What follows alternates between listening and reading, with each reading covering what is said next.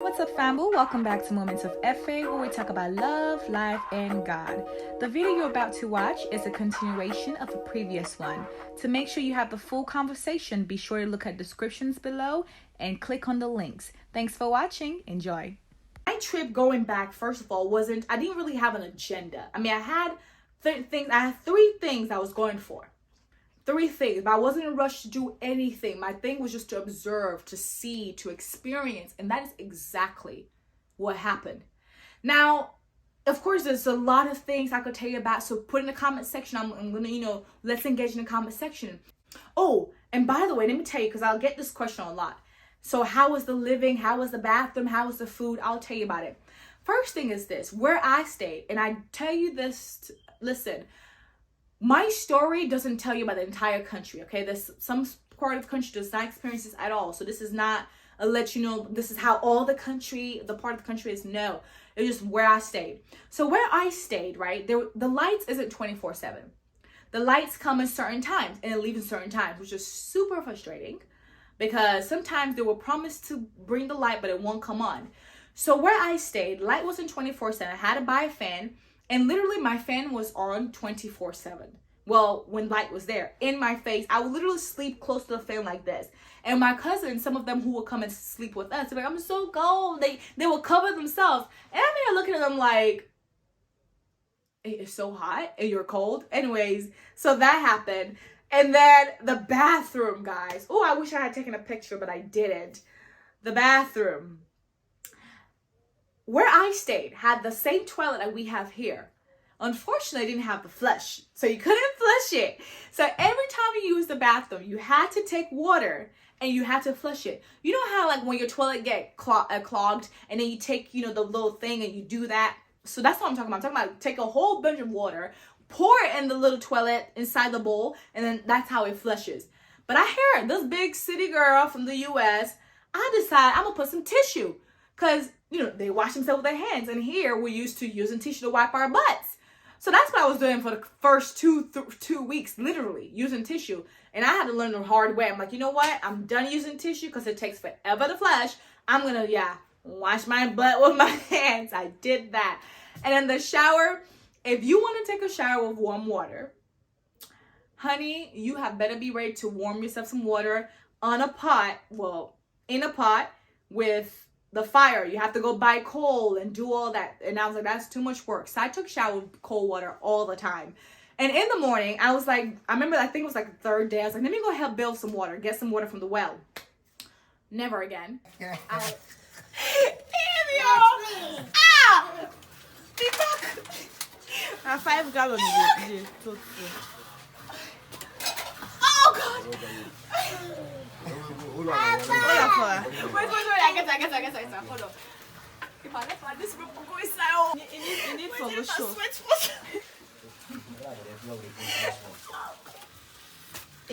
I see it go down. Yeah.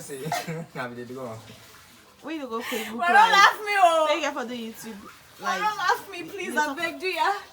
Don't laugh me. I don't pass no. Hold on. I never do. It don't come. Okay. It don't come.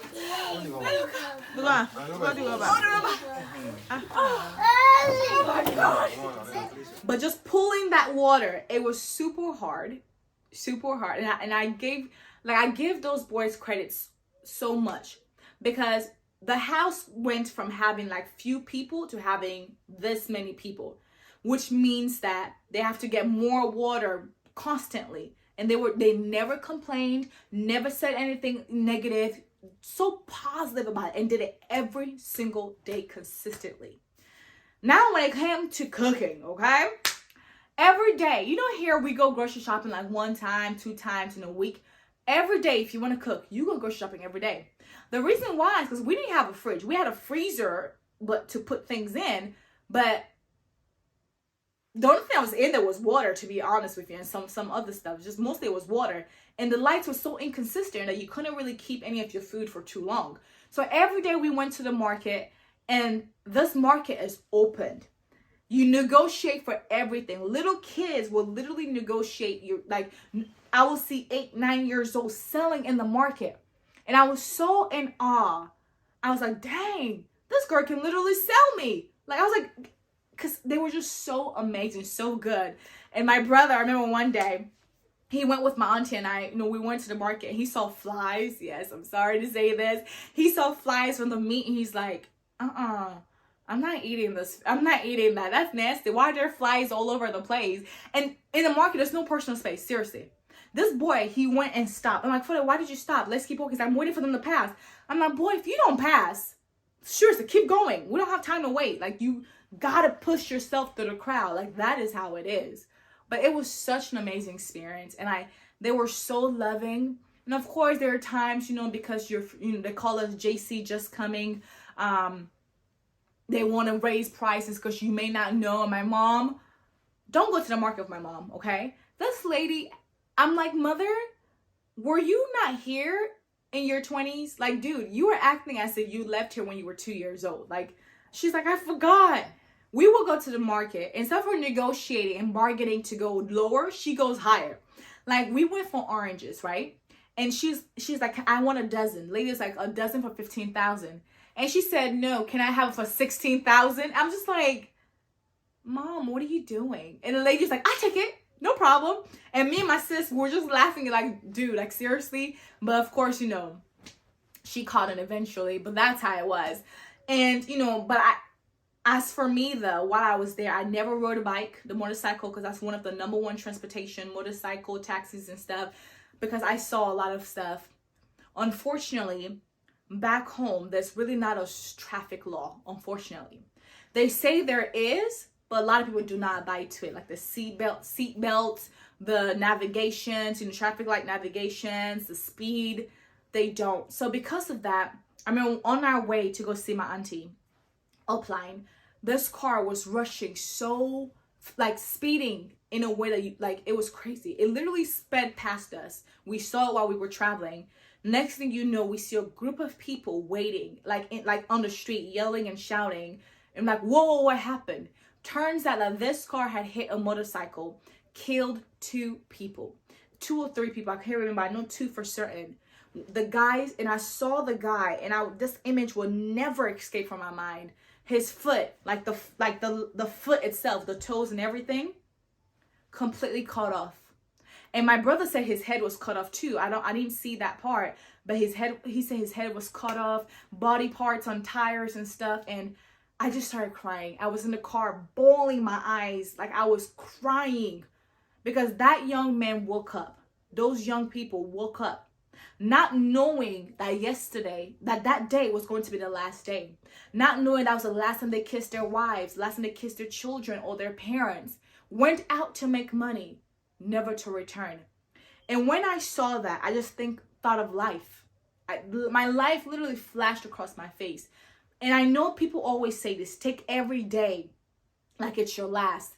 It's not a joke at all. It was so scary. And every time we got on the road, let me tell you something. The Bible says that God will send his angels over you. He said the sun will not smite you by day, nor the moon by night. You will not stumble your foot. He will preserve you. He will keep you. Those promises, yes, they're there in the Bible as Christians, but they're not really automatic. It doesn't happen automatically. I'm sorry to say, a lot of things, there are things in the Bible that does happen automatically. Some certain things like salvation don't happen automatically. You have to appropriate those things. You have to apply those things. Every day I plead the blood of Jesus over my family. Why? Because houses are broken into every single time. People go to break into houses. And it happened to one of my friends. They didn't take anything. I don't think it was anything, but the window was broken. People go ahead and phones are jugged. It happened to my auntie when I was there. Like, literally, accidents happen all the time. And that wasn't the first accident that happened while I was there. Multiple accidents happen all the time. People dive into bushes. So as much as I was having fun, I was very conscious of where I was. And I'm not saying it doesn't happen abroad. It does. But over there, it's like, It was so constant. It was crazy that cars do not fear people. Oh my God. Motorcycles don't fear people. You know, here, when you're walking, there's a car that sees you. They will stop and you go. Over there, child, you better not try that thing. No, no, no, no, no. You better stop, okay? You don't say, oh, this is my right. Let me walk. Pedestrians should walk first. They don't know nothing about that. And maybe they do know, but they don't apply it. So I was super scared to cross the street. Super, like, you just got to be careful. Got to be careful. And your purses, you know, you can't put your book bag behind your back. You know, some people who are used to it do it, but mine was constantly in my front, or have your phone while you're in a car like this, because they would literally pull it from your hand. You keep it with you. So those, I know people in the news, we hear a lot of bad stuff. Even if you go to the U.S. travel website, they say Sierra Leone is a dangerous place to go. They have it listed as, I think, category 4 or something 5. I'm not sure. That is very bad. We consider. So I'm not debunking any of that. It does happen. But there's also this amazing part that I explained to you right now. So I was so conscious every day. I was praying, I was thanking God for life protection. And let me tell you what God did. God truly kept my family going and coming. Started from here, not a scratch on our body. Now my brother, of course, you know, he did have a little issue with heat rash. Like he had heat rash right here all over his neck and body. And my mom, you know, the water, she kind of broke out after a while. She got used to it. But for me, everything was good. Apart from that, everything was good. We had no sickness, no diarrhea, no malaria. Yes, we kept up with our medications. But everything was good. We got into a car safely, went to our destinations, came back safely. My mom rode on a motorcycle. We walked. Nothing was stolen. Well, I'm going to come to that part later. But everything, God truly kept his promises, his words. We went and we came healthy. And that meant a lot. Even if anything was stolen, the mere fact that we came with breath, we came with nothing. Because I kept telling my friends as a joke. I said, listen, I came here with 2 feet. I am leaving here with 2 feet. Because some of them, when I look on their bodies, they had like marks, like because, you know, motorcycle, the accidents happen so frequently. They will fall and they'll leave so many marks. My sis, she had so many marks on her body. One of my friends, so many marks. And I was like, I am not going that way. And truly, truly, God kept us. Kept each one of us. My brother had so much fun. I was worried about him. You know, he's never been there. He's never seen these people. Only spoke to them. And he had so much fun. My cousin Abu Bakar made it so easy for him. He's like a little baby. He's 9 years old. Went to the beach. It was just so amazing. Now, on our way coming back, right? So on our way coming back, the same way we applied, you know, for that COVID test, we had to do it again. That time, I think it's like 500,000. Leone's was about $40 to $50. Very easy. It was very easy to take. They was very nice, very kind. They weren't rude. It was It was a simple process. Experience, loved it. Coming back here, oh my God. It's a story I'll tell you another time. Because coming back here, another frustration with my mom. Yes, I almost left her. And I didn't really talk to my mom until we got to Paris. Because no. I can't. I was like, I decided not to travel with my mom anymore. And that's what I learned. Because it was a lot of frustrating moments. Just getting the airplane, that part, yeah, I'm not traveling with her no more. It was, if we're traveling, I will meet you there. Or you'll meet me there. That's how it's gonna be. But we had so much fun. The only thing that happened was my baggage. So because my mom had overpacked, which I told her not to, and she was like, it's okay, I'll go over there, I'll give them money and stuff like that, and they'll let my plane go. And let me tell you what, bribery no longer works. And I was so proud of the people that work at the airport. The lady was like, no ma'am, I cannot accept this money. Your bag is overpacked. You have to go ahead and, do something. She didn't take even a penny. And I was so proud. That's to tell you our country, our nation is improving. So proud. So when I came here, of course, I got some things were missing. Yes. All my electronic stuff were missing. My charger. Everywhere where I kept my content storage and everything went missing. So, but, it was very sad. Extremely, extremely sad. I did cry a little bit in my heart because I had so many pictures, so many content, and it did get stolen. But when I came back, I was so gloomy, guys. Like my body was here, but my mind was back home. And I was crying in my heart. Like I want to go back home so bad. Like I on 1 month wasn't enough. I need to go back. So don't be surprised if I tell you I'm back, but that's not to confirm anything, but keep, be on a standby. Okay, you're gonna hear a lot of stuff. But apart from that, I had such an amazing time. Being back home was one of the best decisions I've made in a long time, and I'm just so excited for the experience, for the people that were there. Super amazing. Got to meet so many family members. It was so good. So I wanted to cut this out, but I think I need to say this. I want to bring up a topic where I think a lot of people who travel back home, they don't really discuss it. And before I do discuss, I want you guys to know I'm not discussing out of spite or out of ungratefulness. I want you to know I was super excited. As you've seen the video, so I don't really have to explain myself. I just need you to know that in all due respect what I'm about to say. A lot of times people travel, they talk about the experience, all the things they gained. But I think a lot of times we don't discuss the emotional side of it, the mind, the mental side of it, the psychological area of everything. Because here in the US and being back there is a completely different thing. I don't care if you've lived there till you were 40 years old. The moment you move and you've come here, you've stayed here for a year, 2 years, 3 years, things begin to change. Absolutely.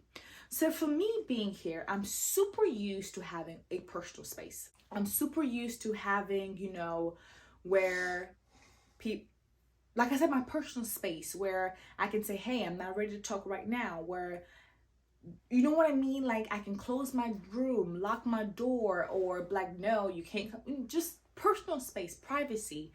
When I got back home, I really didn't get that. I didn't get it. And for me, it was so, it kind of got a little bit overwhelming. It really did. This is the downer side of things, okay? Like for example, in a room, we were myself, my brother, my mom, my cousin, anyone who came to sleep or were in that room. And that became a community room. Even those who weren't sleeping over, it became a community room. Like if they needed sugar, it was from the room. They needed milk, like it became a community room. So there was no such thing as, let me lock the door so nobody can come in. So back here in the US, I can close my door, and when it's closed, everybody knows, do not come to my room, like it's closed. If you're coming in, you knock the door. If I don't respond, you go back. There was no sense of that. So there were times it was a bit frustrating. And I'm the type of person, when I'm frustrated, I won't really lash or yell and shout.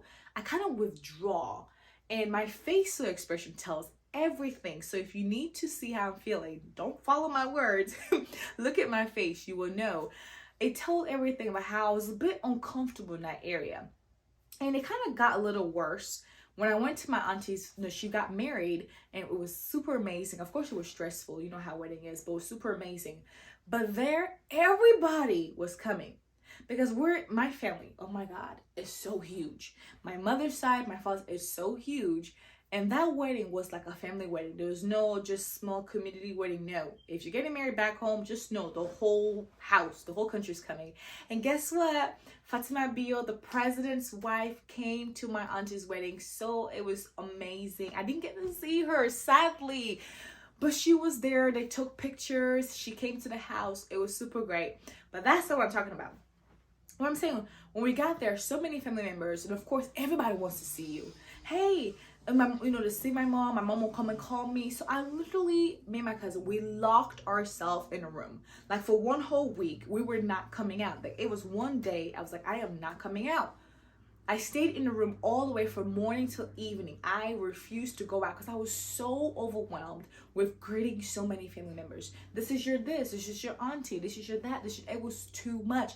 And here's the thing, because it is out of the genuineness of their heart. They're so eager to see you, so excited to see you, that sometimes they don't kind of consider how you feel, consider how exhausted you are. So I was tired. I was tired of greeting every day. I was tired of seeing so many, tired of all of this. And it just become emotionally overwhelming. And I was just, my energy literally day by day was going down.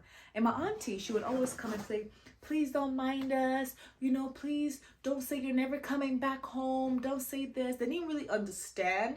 But thank God for my sis, because she understood me. She stayed in that room with me throughout the whole time. So that's why I say you need to find somebody like my cousin, because she's amazing. And I think sometimes we just need to prepare ourselves, because that's going to happen. If you go back home, everybody, they don't care what happened. They don't care if you've been in the plane for 24 hours, 30 hours, you were driving for 8 hours, sitting in one place. Nobody cares. Even like there was a room literally designed just for us. It turned out to be another community room, and we had to sleep on the floor because everybody wanted to be in there. And it was great. It was super great. I would not trade or change that story for anything, but I'm just letting it out there. It did become emotional overwhelming, but my brother didn't feel anything. But I was the type, because for me, a lot of people say, oh, Effa, you're such an extrovert, you this, you're that, you're that. But I have my moments. So I am an ambivert, not really an extrovert or an introvert. Both, because I value my time being by myself. And I wasn't bored. My aunt would be like, are you okay? Are you mad? Because I have this type of face. When I'm not smiling, I'm not joking, I'm like, I can't even be serious right now. And it looks like I'm mad. And I'm really not mad. It's just, whoa. And I'll just be on the phone. And it was just, I was just overwhelmed until I could not wait to go back to Freetown where my friends were. And it was a little bit less family members. Because although it was members, but it wasn't so much. But where my auntie was in Carão, where she was, it was like literally everywhere was occupied. It was so much. So that was kind of the downside a little bit. But of course, as time goes, I believe I will get used to it. But let me give you guys some tips, okay? Yes, I know, this video is long. Like I told you, it's going to be in parts. But let me give us some tips. Things I wish I had done differently and things over there. Number one tip, the packing. So I packed a lot of jeans. Oh, I packed so many jeans, so many long stuff, so many, like, because I was listening to my mom. My mom was like, it's going to be cold. I shouldn't have. I should have just looked at the weather. But I packed so many jeans. So when I got there, it was so hot.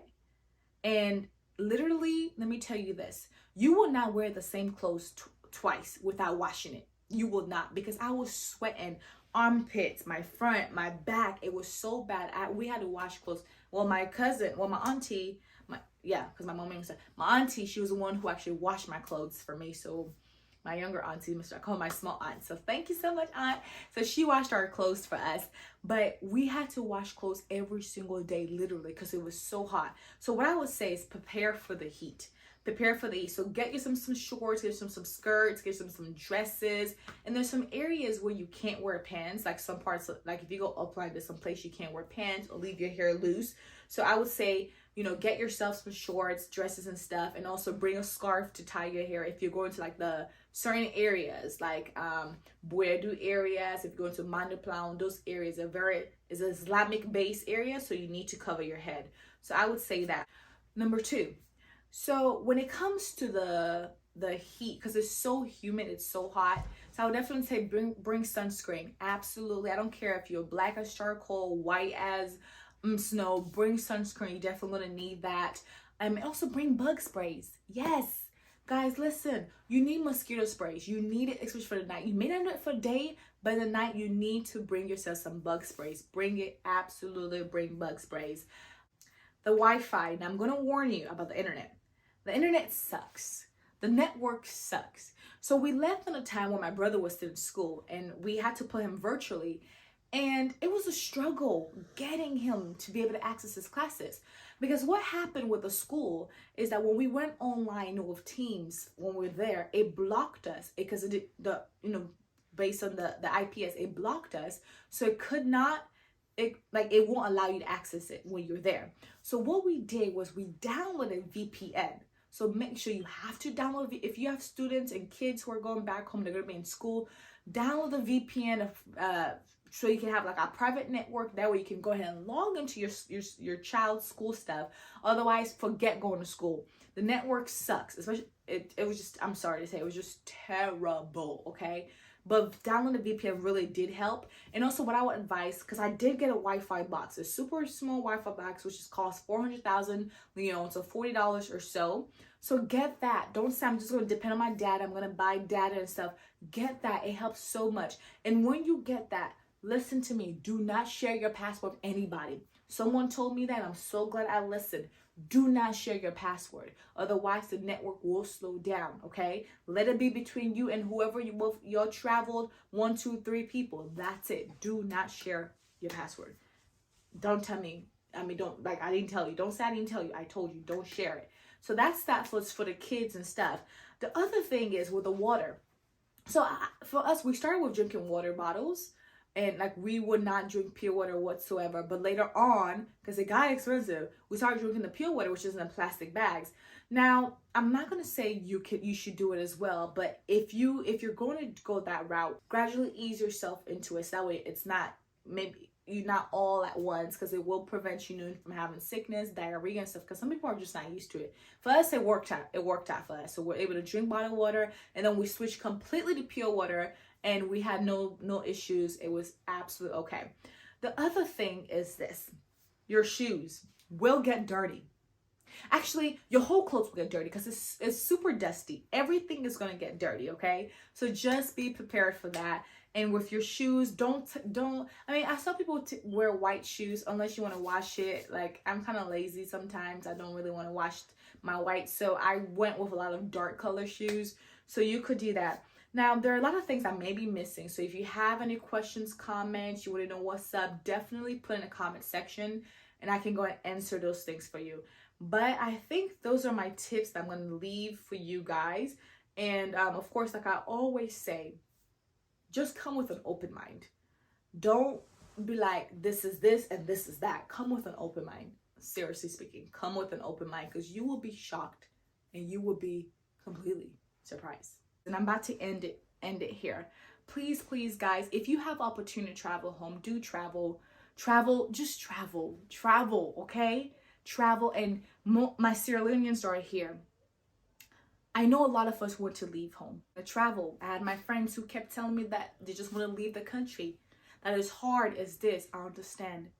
As somebody who was there, and I know I haven't lived there in a long time, and as somebody who was here, who lives in the US, I've kind of seen some things. And I know you may say, Ethel, you don't understand. You only came here for a month. I get it. I understand that. But I'm going to tell you this. Don't leave because you want to escape. Do you understand? Don't leave the nation because you want to escape. If you leave with that mentality, you will suffer wherever you're going. You will suffer. I know some people who have left because of that, and they had their masters, they had whatever degree, PhD, and they're here as mechanic. My mechanic, guys, has a master's degree in engineering. And what is he doing here? He's a mechanic. Now, I know it's kind of with engineering stuff, but when I said he changes tires, that's all he does. And I'm happy for that. You know, you got to find something with your hands. I'm excited. But he's been here for years, and that's what he does. Why? Because he found an opportunity and he left without knowing what, without correcting his reasoning, and his papers are expired. It's just crazy. All I'm saying is this: please don't give up on Mama Salon. Don't give up on our nation. There's so much jewel, so much beauty in the land. Trust me, if you begin to see Salon as a solution, if you begin to see Salon as a good place, as a place that yields great fruits, you will see those things. Because money is in Sierra Leone. There's money back home. There is money, there's wealth. There is. But if you see your nation, wherever you're watching from, you're watching this video, if you see your nation as problematic, you see it as no good for nothing, you give up on it, that is what you're going to reap. That is what you're going to reap. You're going to, because they say you reap what you sow. You keep seeing it as bad. All you will receive is bad. But if you begin to embrace it and say, there is money in this land, there is wealth in this land, there's opportunities in this land, you will get those things. And I believe it solely with my heart. And please don't say, Phil, you don't understand. You don't understand. And maybe you're right. But I can guarantee, from someone who's kind of seen both sides a little bit, I'm here to tell you, do not give up on Mama Salon. Well, that's it, guys, for today. And I just hope that you enjoyed as I shared my experience with you. If you have any questions, please drop in the comment section. All the links to all the websites, I'm going to leave it there as well. And I pray that you got my message. For those of you who are still back home, you got my message. I pray you do. And for those who want to travel, don't be scared. Travel. May the Lord be with you. I love you guys. And I can't wait to come back and update you guys on, if I Love you. Okay, nobody text me anything about that, okay? It's a joke. Anyway, I love you guys. Take care.